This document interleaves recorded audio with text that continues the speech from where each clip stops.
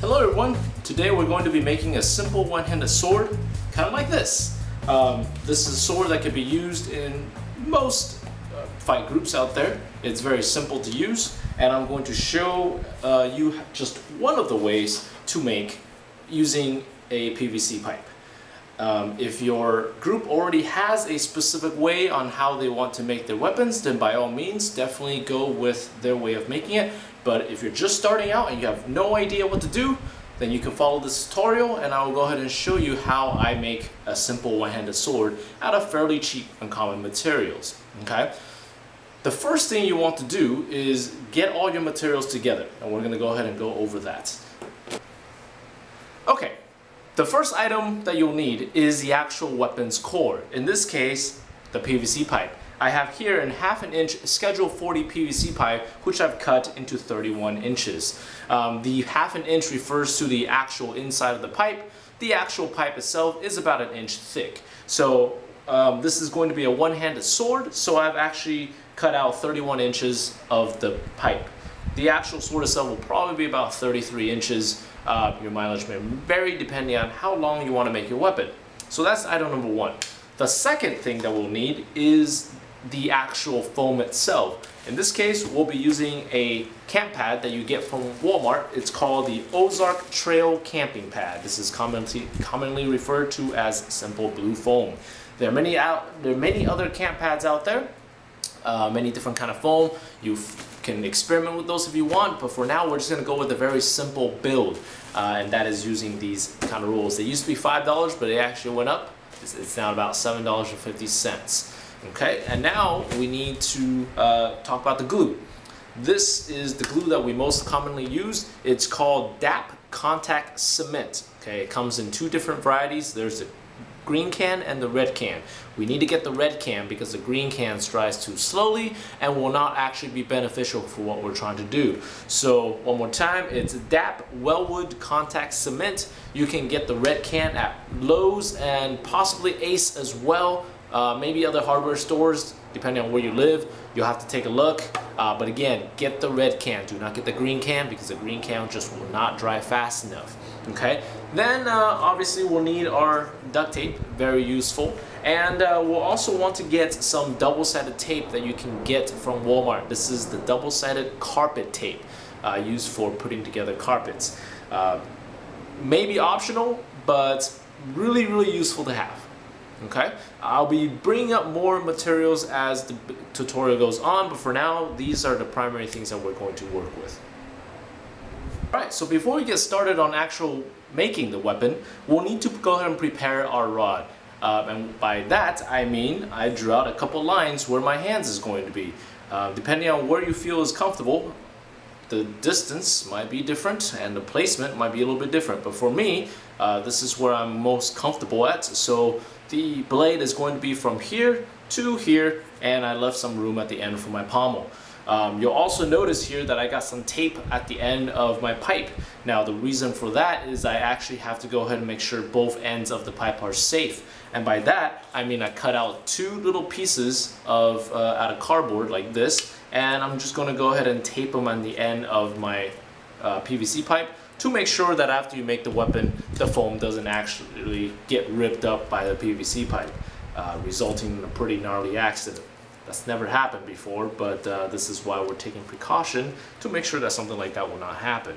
So hopefully these two cardboard discs is going to prevent the pipe from actually ripping through the foam, and instead of getting hit in the face with the foam, you end up getting your eyes poked out with the PVC pipe. Not very fun. Okay, so now we got both ends of our pipe completely prepared. The drawings are marked. It's time to get started. Alright, so before we can get started on actual making the weapon, we need to go ahead and determine how long the weapon is going to be. For me, the blade is going to be 24 inches long. So what I did is I go ahead and laid my PVC pipe on the foam itself, and you can see that at the very end I left 1 inch of space after the PVC pipe for an extra room. So what I did is I drew a rectangle of 24 inches long and 2 inches wide. You want to make sure that the line is completely straight. You don't want to be too much off. It doesn't have to be completely exact, but the closer you are to the actual dimensions, the better you're going to be. So what you want to do is you want to go ahead and make 4 of those rectangles. So right now I have 3, so that means I have to draw 1 more. Lucky for me, the ruler that I'm working with right now is exactly 2 inches wide and 24 inches long. So what I'm doing is I'm basically making 4 copies of my ruler. You'll find out why we need 4 in a minute, but for now, just go ahead and copy 4 of these rectangles and cut them out. So you can see from the animation, you'll get a better idea of what we're doing. We have 3 stacks of foam together with hollowed out center. Here comes the pipe. It's going to glue right in the center, and finally the top layer is going to come and make the basic shape of the sword. Okay, now that I cut out 4 of these rectangular pieces, what I want to do is I want to go ahead and glue 2 of them together on top of one another. The reason why I want to glue them on top of each other is because each of these pieces are about ½ an inch thick. So 2 of these pieces on top of one another will actually be about the thickness of the PVC pipe. Again, all of these steps will become clear in a moment, but I have to go ahead and start gluing. If you've never used DAP before, this is actually a very different kind of glue than what you've ever used. In order to use DAP, well, first of all, you want to go ahead and use it in a nice open air environment because the DAP can really smell bad. So for the good of your lungs, do it in a garage where the doors are wide open. But let's get started. In order for DAP to actually work, what you'll need to do is you'll actually need to go ahead and DAP both sides of the gluing surfaces. That means I have to DAP this side and this side. After you DAP, you'll have to go ahead and let both sides sit for about 20 minutes to 30 minutes in order for it to get dry. In order for you to see if it's dry or not, touch the DAP just a little bit. If it gets tacky, that means it's ready to go. But you cannot glue them on until both sides are dried. So what I'm going to do is I'm going to go ahead and use these throwaway brushes, and I'm going to go ahead and simply go down on these rectangular pieces and just put some glue on both sides of them. I'll let it sit for 20 minutes, then I'll go ahead and glue them together. Alright, so I waited 20 minutes now for the DAP to dry. I've touched the surfaces slightly and I have not gotten DAP all over my hand. That means it's ready to glue. So the way I do it is I basically just take both of the surfaces that got DAP on them, glue them together. You really only have one shot at this. Once the DAP is actually ready to bond, it bonds really strongly and really quickly. So if you mess up or it's off, then that's it. You probably won't have a second chance at it. So what I'm going to do is I'm going to go ahead and match up the corners, and I am just going to glue the 2 surfaces together like so. Okay, so basically it's not too bad. Basically what we have now is 2 pieces of the rectangles have been glued together, and we have 2 pieces that are on their own. So this next part is going to take a little bit of time because we have to go ahead and wait for the glue to dry. I actually recommend waiting 24 hours before we get back to this project. That way we can make sure that this part has dried before we continue to the next portion. Okay, so let's go ahead and wait 24 hours and we'll just pick this right back up. So far, our weapon looks somewhat like this. Doesn't appear to be much right now, but we have 2 of these rectangular pieces glued together and 2 of these pieces like this. Alternately, what you'll be doing is you'll glue both pieces of these rectangular pieces on top of the 2 that is already glued like so, and that sort of becomes your weapon. So basically what you want to do is you want to figure out how this core can actually go into this weapon. So essentially what we're doing is we're going to go ahead and hollow out the 2 pieces that are together so that it fits the core nicely. Alright, so to make room for this rod, what I'll need to do is I'll hollow out the center of these 2 pieces together, and the way I do that is I put my PVC pipe over the foam, and I basically traced out the lines of the PVC pipe. Notice again I left a little bit of space above here so to have a little bit of cushion. This is the part that's actually going to be very important. When you actually draw the line, trace out the line, you want to make sure that you're actually getting as close to the PVC pipe as you can, because after you cut out the center, you want to make it so it's tight enough to fit the core, because if it's too wide, there won't be a very nice glue and your weapon will break from the inside, and that's not very good. So now that I got the lines drawn, I basically just have to go ahead and cut it out. I have to cut through 2 layers of it, so let's go ahead and do that.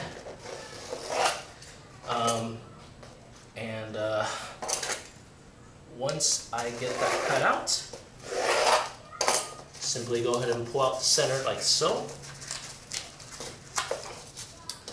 And you can even see, so this is how the rod is going to fit in fairly nicely, so that way it will be nice and padded. Alright, so you can see that the weapon is starting to take shape. It still doesn't look like much right now, but at least you have a pretty good idea what's probably going to happen. We have these 2 outer layer pieces and a inside double layer that is hollowed out. So essentially what we're going to do is we're going to go ahead and glue this piece to that piece with that, making it kind of like a tray. And we're going to go ahead and fit the rod inside of this tray, and we're going to go ahead and glue this other layer on top, making it kind of like a little sandwich for your PVC pipe. And that will actually be the very base of your weapon. Okay, so let's start doing that first. So we're going to go ahead and dap this side to this side. So again, how do we do that? Well, with dap, you have to put glue on both sides, let it sit, and then you can go ahead and glue them together.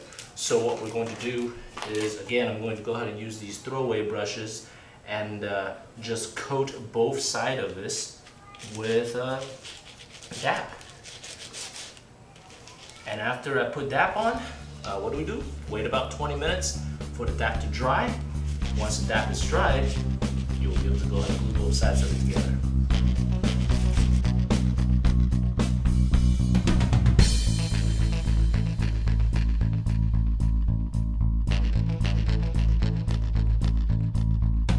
It's been 20 minutes or so. I'm going to glue the 2 surfaces together. Touching the surfaces where the dap went on, and it's not getting on my hand, which meant that it's ready.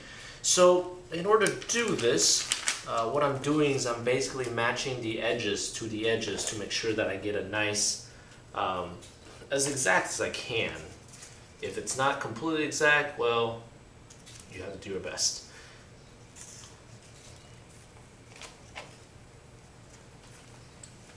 The more exact this is, the better your weapon will look, and the longer it will function.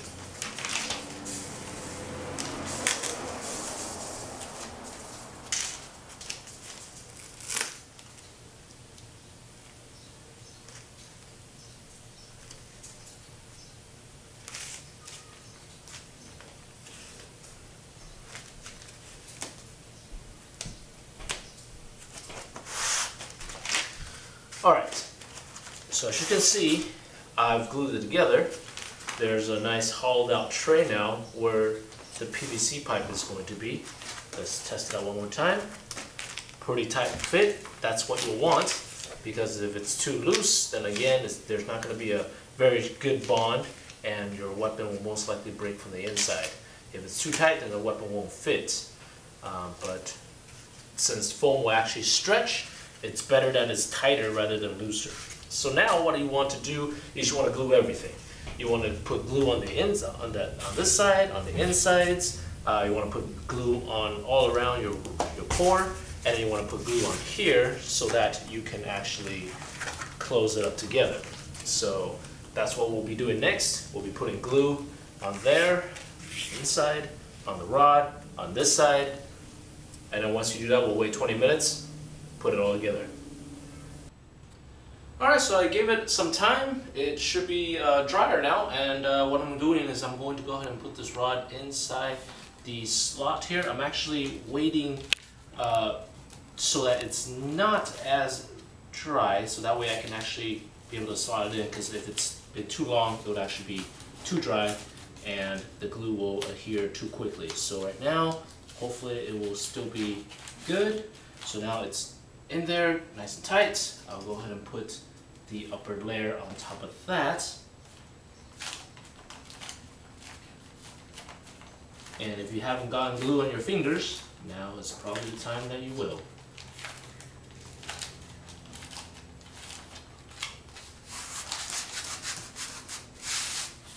Okay, so that's basically what your weapon looks like right now. We're not quite done, but I would say the hardest part is now over. We're going to go ahead and let it sit for about 24 hours before we get to the next part, just to make sure all this inside gets dried up first before we do anything else with it. So what I recommend is get some paperweight, weight it down so that it glues to your core, and we'll pick this up tomorrow. Alright, so now that we waited 24 hours, we're going to see what our weapon looks like. Our weapon should look somewhat like this. When you see on the inside, you'll see the cord is here. It's got 2 layers of foam on top of each other, and 2 more layers of foam kind of sandwiching the core in place. I've gone ahead and cut out a little bit of shape on the tip of the sword. That will let me know where to cut to form a tip. So to cut out this rounded shape for the sword, it's a little bit tricky. Mainly because you're actually cutting through 4 layers of foam instead of just 2 that we did earlier. But if you do it carefully, you should end up with a pretty nice cutting edge, so that way you can use it for stabbing later on if you want to. The next thing we're going to do is cut out this thin strip of foam that we will be using for the striking surface. Alright, so I said earlier in the tutorial that you want to start experimenting with your foam at some point. For me, this is the REI camp pad. The REI camp pad is about 3 times more expensive than a Walmart blue foam. Believe it or not, that's because they actually use it for camping. But I like to use it because it provides more of a cushion when I use it for a striking surface. It feels softer, so that way it doesn't hit quite as hard. But you can use a Walmart blue foam because it does exactly what you want to do anyways. So this part is a little bit tricky. What you see here, I drew out a little outline of where I want to cut. The width of this is actually less than 2 inches. When you look at your weapon like this, 4 layers of this is actually a little bit less than 2 inches. So you actually want to get a precise measurement if you can, because the straighter your lines are, the better the weapon is going to look, so you don't end up with jagged edges. But you know what, it's fine, because the way that I'm doing this for a basic sword is actually not very scientific at all. I put my sword on the pad like this, and I just go like this to determine both how long it needs to be and how wide it needs to be. So basically what I do now is I cut out this strip. I do it twice because we need 2 layers of this padding to make it soft and usable on other people. Then I go ahead and just glue them on top of each other. You can actually use the double-sided carpet tape if you want. If you have purchased it from Walmart, you can use it. It's a little bit quicker, but I personally just like dapping it all together. So let's go ahead and do that. Okay, so now what I'm doing is I am going to go ahead and glue this on top once.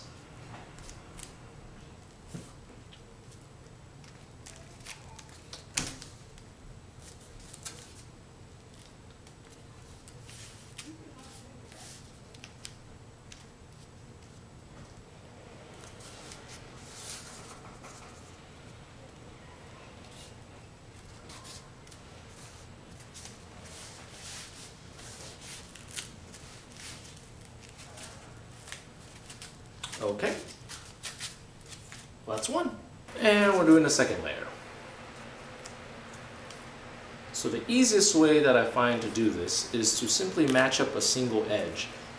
That way, if you didn't make a perfect cut when you first cut out your foam, at least one of the edge will be good.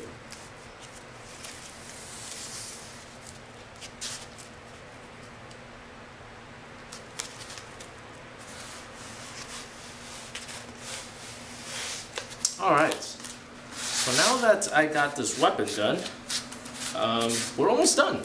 We just have a few more things that we need to do, starting with the stabbing tip. So every single group has their own different rules on what counts for stabbing and what doesn't. So again, if you want to make a weapon that is safe for stabbing, I recommend talking with your group leader first, find out what the rules are, and then do that. But I'm going to go ahead and show you how I could do my stabbing tip, and I've used it before in many different groups, and I consider it pretty safe. So we'll go ahead and do that. Alright, so to make a stabbing tip, what I'm doing is I'm getting a small piece of open cell foam, which you can also get from Walmart or fabric stores like Joann. It comes in a sheet like this. It's an inch of squishy open cell foam cushion, and what I'm doing is I'm basically gluing it onto the tip of my weapon like so. So I have one layer. Then I'm going to take another strip of the regular camp pad, and I am going to glue it like so. So that way there's a little bit of room for the stabbing tip. So again, if you have your own way of making it, definitely by all means do that. But for now, this will be a good enough weapon to use for most places. So we're not quite done. The only thing that we have left is to make the pommel. We will not be making a crossguard in this tutorial. You can always do that on your own, or check out my other tutorials on how to make a crossguard and pommel. Right now, to make a pommel, the easiest way to do that is with a pool noodle. If you have a pool noodle, simply cut off a piece of it, slide it on top of the pipe, then you're done. But since I don't have a pool noodle, I'm actually going to go ahead and do a different method of building. Alright, so to construct a pommel, what I'm doing is I'm cutting out a strip of foam about 13 inches long and about 2 inches wide. And what I'm doing is I'm basically wrapping this around the end of the core to make a round pommel about 2.5 inches wide. That way it's safe enough for most groups so that it doesn't accidentally go into a knife. So what I'm doing, instead of dapping it onto the rod, I'm actually using the double-sided carpet tape. So I put the tape on the blue foam and I peel it off so that way it's sticky. And you'll also notice that I cut a little slant on each side of the foam. That way it will roll on top of itself easier. So what I'm doing, I'm basically just putting it on the rod and I'm rolling it on top of each. So this should make a pommel about 2.5 inches long, 2.5 inches wide. Okay, so now that I have this, I'll have to get some duct tape and reinforce it just so it doesn't fly open. In fact, I'll probably duct tape this whole thing around. And I am almost done. So now what I'm going to do is I'm going to have to cap it off by having another layer of foam. So what I'm doing is I'm putting the pommel above the foam and I'm drawing a circle out of it. It's not perfect, but that's okay. So cut out the circle, tape it to the bottom of the pommel, and then we're about done. The rest of it is just the grip. In that case, there are many different ways of making a grip. I'll be showing you how to make a grip out of rope.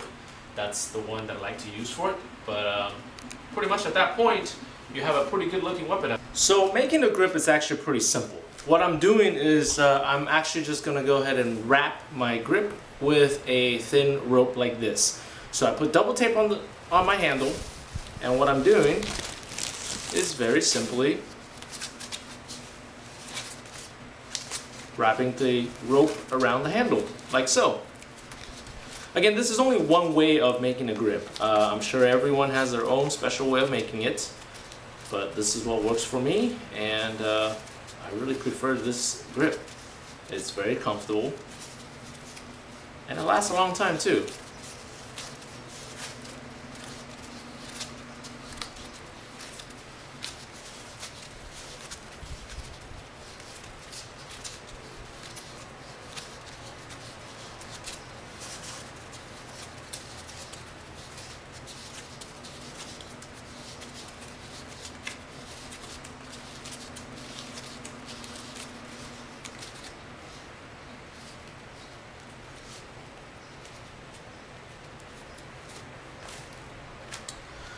So now that I have this, what I'm going to do is I'm going to take some cloth tape. This is hockey sports tape that you can get from sports places, and I am going to do a couple over to protect the rope.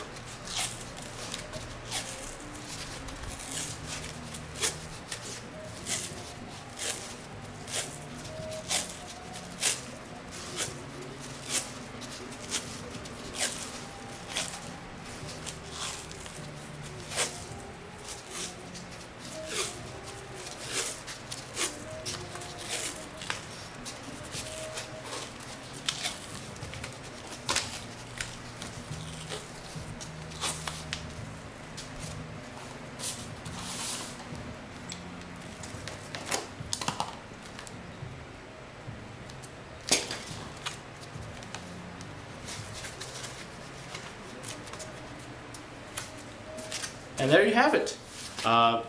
This is a fairly completed product now at this point. You'll see that I duct taped the pommel to prevent it from coming apart. It's not the prettiest thing in the world, but for a first weapon or just a basic weapon, this is actually pretty good, and you'll get a lot of mileage out of this weapon. As far as the tip goes, what I'm going to do is I'm going to take the same kind of cloth tape and actually just do a quick tape down of my tip, so that way it stays in place. You never want to use duct tape on areas that are actually the striking surface. Reason for that is because duct tape is not very flexible. So if you duct tape a striking surface, the foam underneath will not be able to stretch and breathe as easily. If you use cloth tape, it's actually a little bit better. It will be able to stretch, compress, and do what you need to do. So you're pretty much done at this point. Most groups will require you to use a cloth cover. I actually recommend that as well, so that way the cloth is being worn instead of the actual weapon itself. So what you can do is you can either sew on a cloth cover if you know how to sew, or simply go to the store and pick up a long sock and put the sock on the weapon, then you're done. I hope you enjoyed this tutorial. Definitely use it and go out there and have some fun.